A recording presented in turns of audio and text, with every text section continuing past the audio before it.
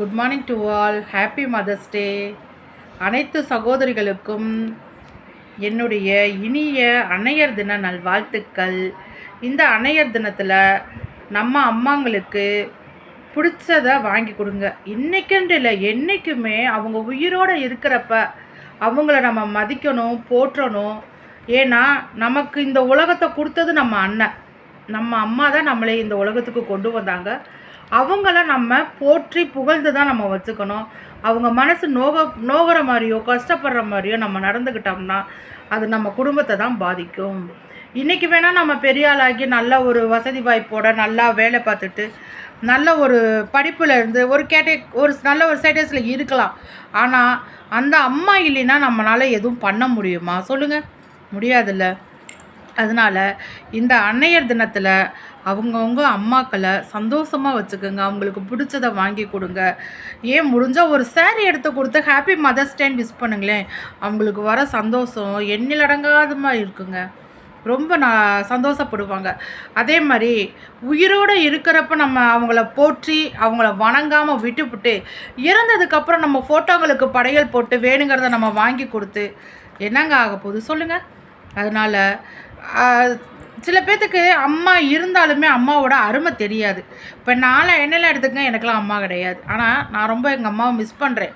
இன்றைக்கி நிலைமைக்கு எங்கள் அம்மா என் கூட இருந்தால் எனக்கு எவ்வளோ தான் இருக்குன்னு நான் எங்கள் அம்மாவை நான் ரொம்ப மிஸ் பண்ணுறேன். புரியுதுங்களா? அதனால் அம்மா இருக்கிறவங்களுக்கு அம்மாவோட அருமை தெரியாது. எல்லாருமே ரெக்வஸ்ட்டாக கேட்குறேன், இன்றைக்கி முடிஞ்சால் அவங்கவுங்க அம்மாங்களுக்கு, அம்மா இருக்கிறவங்களுக்கு சொல்கிறேன். அம்மா இல்லையா, நமக்கு கூட பிறந்த அக்கா தங்கச்சிங்களுக்கு தான், அக்காங்க தான் நமக்கு அம்மா மாதிரி. அக்காங்கிறவ இன்னொரு அம்மாவுக்கு சமானம். அது யாருக்காக இருந்தாலும் சரி, அது ரியாலிட்டியாக ஒத்து வரும். புரியுதுங்களா?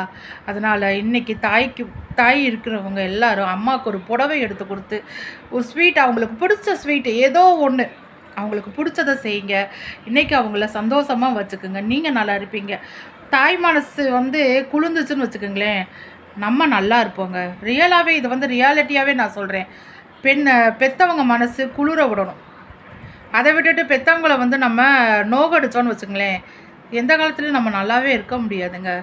உண்மையாலுமே நீங்கள் தாயை கடைசி வரலும் பாருங்கள் நீங்கள் எப்படி இருப்பீங்கன்னு பாருங்கள். உங்களுடைய வாழ்க்கை உங்களுக்கு பின்னாடி, ஏன்னா நமக்கும் வயசாகும் இல்லையா? நம்ம இப்படியே இருக்க மாட்டோம். நமக்கும் வயசாகும். நம்ம பிள்ளைங்களும் நம்ம என்ன பண்ணுறோமோ அதைத்தான் அதுகளும் பண்ணுங்க. இன்றைக்கி நம்ம பிள்ளைங்களுக்கு உதாரணமாக நம்ம தாயை நம்ம போற்றி அவங்கள நம்ம நல்லா கவனிச்சுட்டாலும் நாளைக்கு பிற்காலத்தில் நம்ம பிள்ளைங்கள அதே ஃபாலோ பண்ணும். நம்ம பிள்ளைங்கள நம்மளே பார்த்து தான் கற்றுக்குங்க. அதனால் உயிரோடு இருக்கிறப்பயே நல்லா தாயை பார்த்துக்குங்க. ஏன்னா சில பேர் தாய் இல்லாமல் எவ்வளவோ சகோதரிகள் ஏங்குறோம் தெரியுங்களா? தாய் இருக்கிறவங்க அந்த தாயை நல்லபடியாக பார்த்துக்குங்க. அவங்களுக்கு பிடிச்ச உணவு இன்றைக்கி வாங்கி கொடுங்க. ஒரு சேரீ எடுத்து கொடுத்து உங்களுடைய அன்பை அதாவது கேட்பீங்க, ஏன் சேரீ எடுத்து கொடுத்து தான் அன்பை இது பண்ண? அப்படி இல்லை. நம்மளை 10 மாதம் சுமந்து இந்த உலகுக்கு கொண்டு வந்து எவ்வளவோ அவங்க வாய் வயிறெல்லாம் கட்டி நம்மளை இது பண்ணியிருப்பாங்க. மற்றபடி எவ்வளோ கஷ்டங்களை இன்றைக்கி நம்ம அந்த வழியெல்லாம் உணர்றப்ப தானே அந்த தாய்ப்பட்ட வேதனைகள் நமக்கு தெரியுது. அதுக்கு சொல்கிறேன், அவங்க நமக்காக எவ்வளோ கஷ்டப்பட்டு அவங்க இன்பம் துன்பம் எல்லாத்தையும் அவங்க இன்பங்கள் எல்லாம் விட்டு நமக்காக வாழ்ந்த நம்ம தாயை நம்ம போற்றுவோம், வணங்குவோம். அவங்களுக்கு நல்லதே நம்ம செய்வோம். அவங்கள நல்லபடியாக நம்ம வச்சு அவங்க மனசு சந்தோஷப்பட்டுச்சுன்னா நம்ம நல்லா இருப்போம். நம்ம பிள்ளைக்குட்டிகள் தலைமுறையாக நல்லா இருக்கும். நம்ம இன்றைக்கி என்ன செய்கிறோமோ அதுதான் நமக்கு பிற்காலத்தில் நமக்கு வரும். அதனால் தாய்க்கு நல்லபடியாக சந்தோஷமாக வச்சுக்கோங்க. யாராக இருந்தாலும், எந்த ஒரு பர்சனாக இருந்தாலும், நான் இன்றைக்கி அம்மாவுக்கு மட்டுமே சொல்லலை, அப்பாங்களுமே சொல்கிறேன். நான் யாராக இருந்தாலும் வயதானவர்கள் இருக்கிற வீட்டில் உயிரோடு இருக்கிறப்ப அவங்கள நல்லா பார்த்துக்குங்க.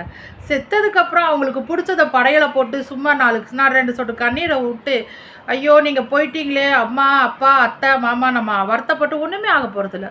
ஒரு உயிரோடு இருக்கும்போது அதனுடைய வேல்யூபிள் தெரியாது. அது இறந்ததுக்கப்புறம் தான் அந்த உயிரோட வேல்யூபிளே நமக்கு தெரியும். அதனால் உயிரோடு இருக்கப்பே ஒரு உயிரை மதிங்க, உதாசீனப்படுத்தாதீங்க, அலட்சியப்படுத்தாதீங்க. அது இறந்ததுக்கப்புறம் நீங்கள் பின்னாடி வருத்தப்படுறது நோ யூஸ். உயிரோடு இருக்கிறப்பே அவங்கள ஆசைப்பட்டதை வாங்கி கொடுத்து அவங்கள சந்தோஷமாக வச்சுக்கோங்க. வாழ்க்கையில் என்னத்தங்க கொண்டு போக போகிறோம்? போகிறப்போ ஒரு நெத்தி காசு கூட வைக்கிறது இல்லைங்க. அதை கூட வெட்டியான்னு எடுத்துகிட்டு தான் விடுவாங்க. போகிற வரப்போ ஒன்றும் கொண்டு வரல, போகிறப்பையும் ஒன்றும் கொண்டுட்டு போகிறது கிடையாதுங்க. வாழ்க்கை அதுதான். அதுக்குள்ளே நான் பெரியவன் நீ பெரியவன் எவ்வளோ ஈகோ வன்மம். ஏன் ஒன்றுமே இல்லை. ஒரு எக்ஸாம்பிளுக்கு நேற்றெல்லாம் என்னுடைய இதில் ஃபேக் ஐடி நல்லா நாங்கள் எல்லாருமே நல்லபடியாக பேசிவிட்டு லைவ் நல்லா ஜாலியாக கொண்டு போயிட்டு இருந்தோம். நேற்று ஒரு ஃபேக் ஐடி வந்துச்சு. ஒரு 5000 செல்லை வச்சுட்டு நீ இப்படிலாம் பேசுறியா?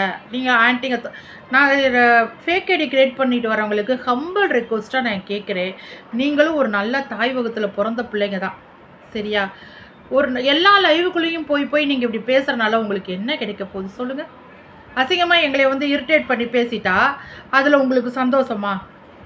நல்லா அக்கா தங்கச்சி கூட தானே நீங்களும் பிறந்திருப்பீங்க. ஏன் ஃபேக் ஐடி கிரியேட் பண்ணிட்டு இப்படி கேள்வி கேட்டு அந்த என்ன ஏன் லைவுன்னு நான் சொல்லலை. நான் சில லைவுகளை வெளியே நின்னே கேட்டிருக்கேன். அவங்க லைவ்லையுமே இந்த மாதிரி பிரச்சனைகள் பண்ணுறாங்க. ஃபேக் ஐடி கிரியேட் பண்ணிட்டு போயிட்டு அவங்க லைவவே ஸ்பாயில் பண்ணுறாங்க.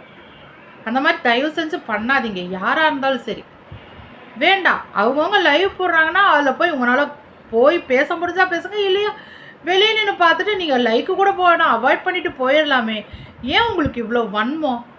எதுக்காக உள்ளே கெட்ட வார்த்தைகளை திட்டிட்டு அவங்கள நீங்கள் அதாவது டிகர் பண்ணி அசிங்கமாக பேசி ஆபாசமாக கமாண்டு போகிறனால உங்களுக்கு அம்மாஞ்சலி தேரப்போகுதா? ஒன்றும் இல்லை. ஒருத்தரை நம்ம காயப்படுத்தி பார்த்தோம்னா நமக்கு பின்னாடி எவனாவது காத்திருப்பான், நம்மளையே காயப்படுத்த இல்லை அடிக்கிறதுக்காகவே. புரியுதுங்களா? அதனால் யாரையும் தயவு செஞ்சு காயப்படுத்தாதீங்க. அது நல்லது இல்லை.